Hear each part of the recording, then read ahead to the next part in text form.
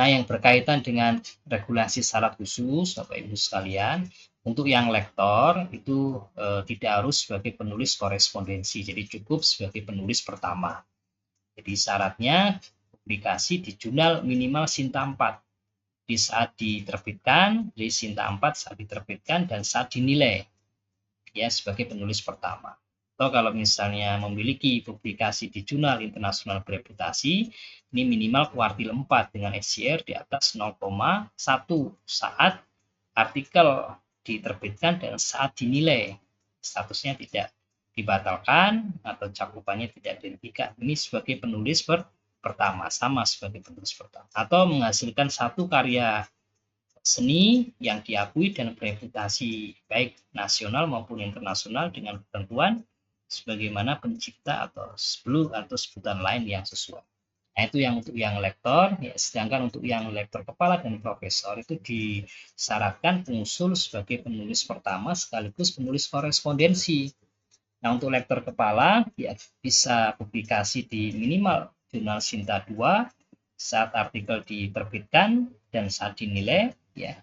Kemudian atau publikasi di jurnal internasional bereputasi ya minimal kuartil 3 dengan SCR di atas 0,2 saat artikel diterbitkan dan saat artikel dinilai.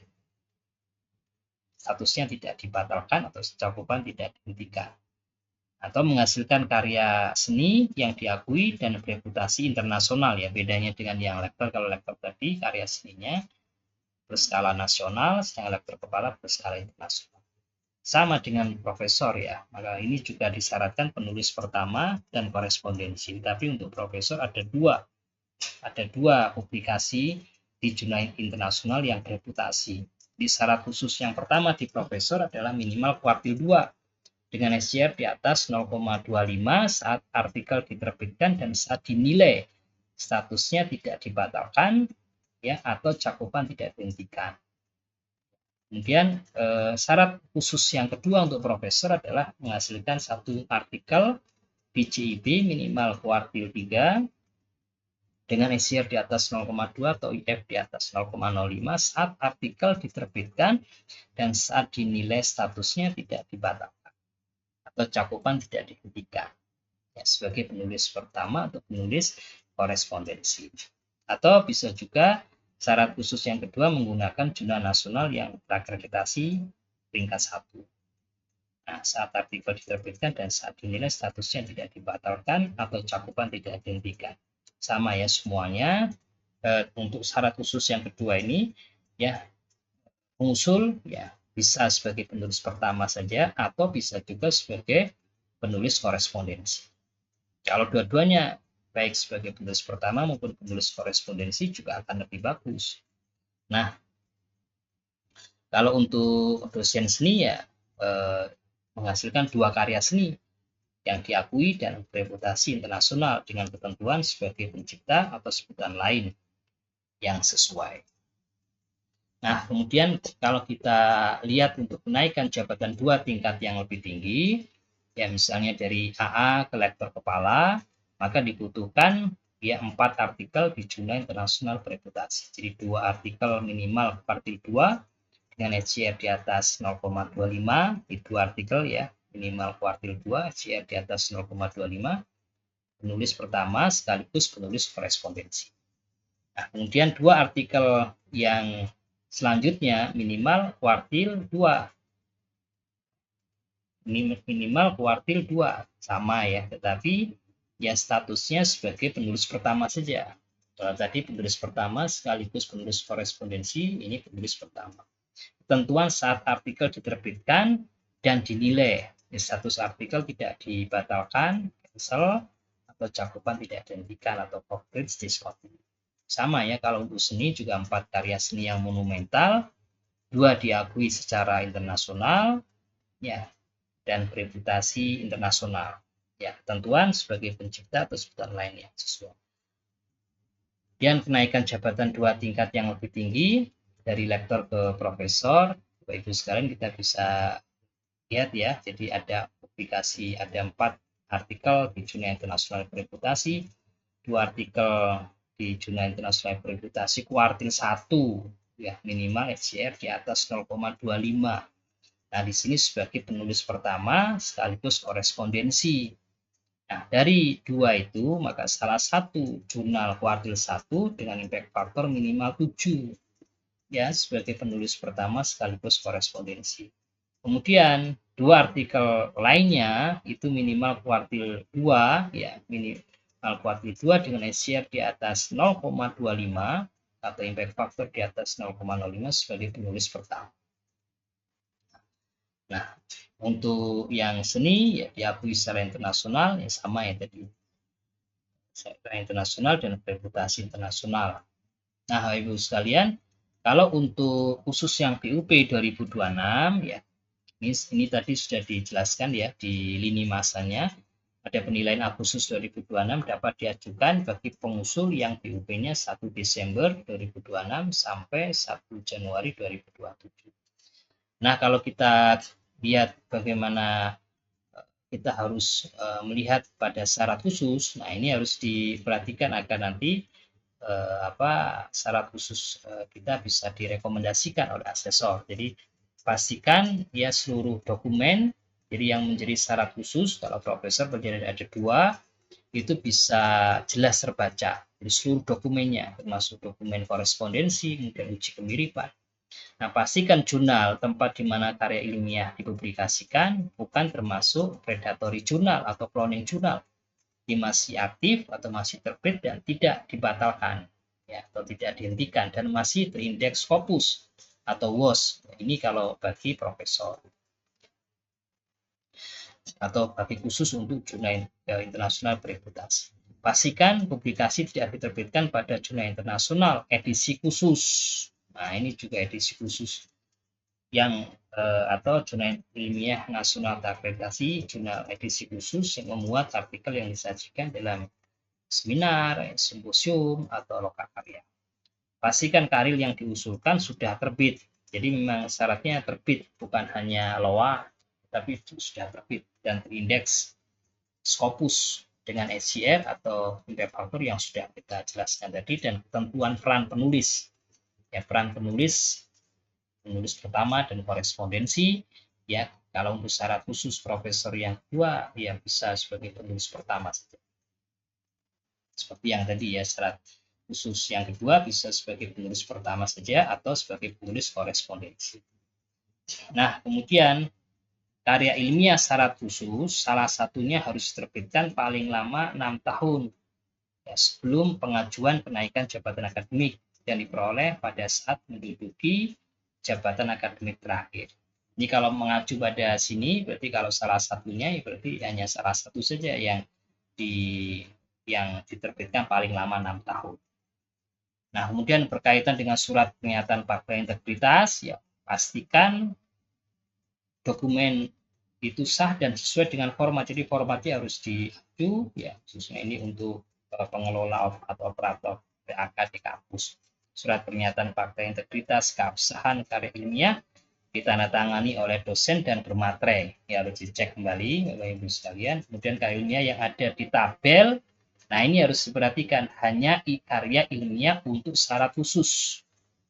Tidak diwajibkan untuk semua karya ilmiah karena memang ini nanti akan dilakukan proses penilaian oleh asesor pusat yang berkaitan dengan syarat khusus.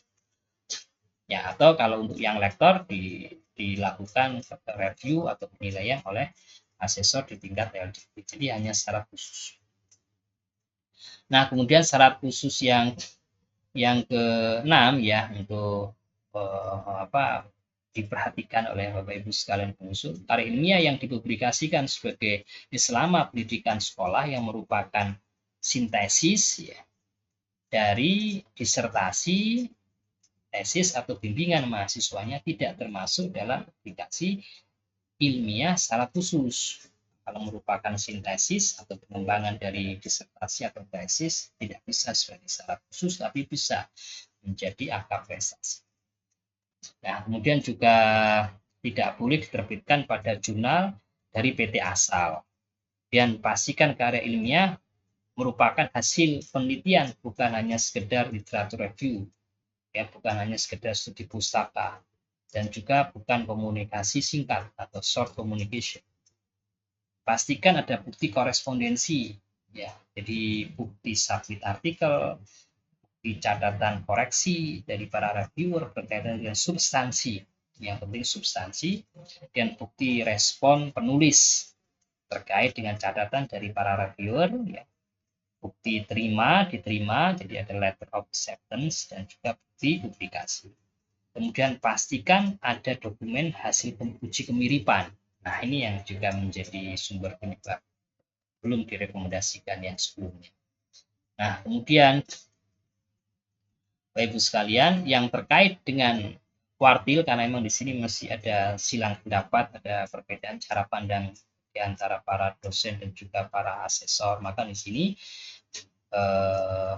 menjadi rumusan yang bisa menjembatani adanya perbedaan pendapat.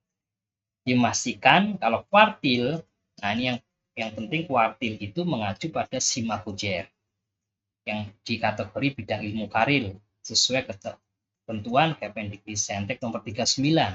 Nah, kuartil di sini saat tahun artikel diterbitkan dan saat dinilai. Jadi kuartilnya itu harus tetap stabil.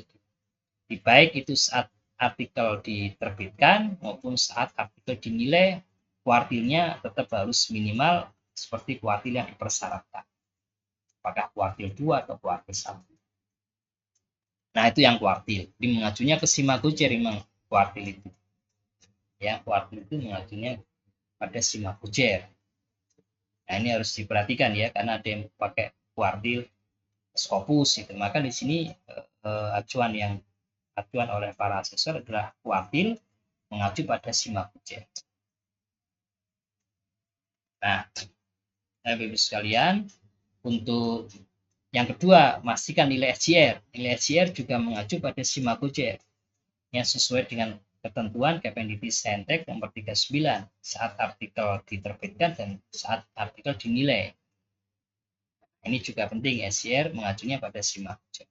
Apabila nilai SJR tidak memenuhi, maka bisa diperiksa nilai impact factor apabila jurnal berindeks Web of Science. Jadi yang pertama tentu yang akan dilakukan asesor adalah melihat nilai SJR-nya saja. Kemudian bisa diperiksa nilai, dan apabila tidak memenuhi misalnya SJR-nya di bawah 0,2, di bawah 0,25 misalnya, maka baru dilihat ke impact factor apabila jurnal berindeks WOS. Kalau jurnal tidak berindeks WOS ya berarti dari sisi syarat khusus tidak. Kalau misalnya masih terindeks WOS, maka dilihat impact faktornya, ya, diklarifikasi. Maka sesuai dengan ketentuan dalam Kependikbud nomor 39, di saat artikel diterbitkan dan tahun dinilai. Saat ini karena Sinta tidak tersinkronisasi dengan WOS, ya mohon bisa dicek secara mandiri langsung di laman Clarivate. Memastikan bahwa jurnal masih aktif, tidak discontinue pada Scopus saat artikel diterbitkan, ya, dan juga terlebih ketika saat artikel dinilai. Maka jika jurnalnya discontinue pada Scopus, maka tentu belum memenuhi ketentuan sesuai dengan Kependikbud. Nah, poin-poin yang perlu diperhatikan oleh Bapak Ibu sekalian yang berkaitan dengan kredibilitas jurnal, ya, pastikan reputasi jurnal baik dalam bidang ilmu kepakaran, ya. Kemudian pastikan kualitas penyajian artikel mengikuti kaidah penulisan artikel karir, ya. Kemudian kesesuaian antara lingkup atau subjek area jurnal dengan karir yang diusulkan ini harus relevan, ya, dan relevansi kompetensi dengan substansi. Jadi pastikan karir terbit dalam cakupan area jurnal yang sesuai, ya, dengan ranting ilmu atau kepakaran dosen. Pastikan kesesuaian bidang ilmu, jadi 3 yang harus diperhatikan: pendidikan tertinggi, karya ilmiah, dan juga ranting ilmu. Jadi termasuk cakupan area jurnal. Kebaruan dalam karya ilmiah atau inovasi, jadi pastikan sesuai dengan kebaruan pengembangan ilmuwan. Bisa kita lihat dari salah satunya sumber pustakanya, ya, termasuk sumber pustaka yang update. Kebaruan meliputi salah satu aspek, ya, bisa tema, ya, atau topik, itu bisa kita lihat nanti dari daftar pustakanya ada. Makanya daftar pustaka yang update selama 5 tahun terakhir secara metodologi juga, analisis, dan juga interpretasi, maka perspektif juga, serta bagaimana inovasi keilmuan yang ditawarkan dalam hasil temuan kita. Kemudian poin-poin pemeriksaan yang perlu diperhatikan yang lain yang berkaitan dengan bebas pelanggaran integritas akademik adalah pastikan karya ilmiah itu bebas dari plagiasi, fabrikasi, falsifikasi, pengajuan jamak, pengarangan tidak sah, konflik kepentingan, konflik of interest. Nah, batas maksimal uji kemiripan ya tidak termasuk, jadi harus dikeluarkan, harus dieksklud itu daftar pustaka ya, termasuk quote ya bibliografi dan quotes ini harus dikeluarkan, adalah batas maksimalnya 25% kalau secara total. Ya, sedangkan uji kemiripan terhadap satu dokumen atau primary source tidak termasuk daftar pustaka itu 3%. Jadi kalau secara individual 3%, kalau secara total 25%. Nah, yang terbaru yang harus dilengkapi adalah protokol dalam melakukan uji kemiripan. Nah, di sini memang tidak ada format baku untuk protokol uji kemiripan. Yang penting pengusul menjelaskan apa saja yang dieksklud. Jadi yang dieksklud adalah misalkan bibliografi, dieksklud, kemudian quote yang dieksklud.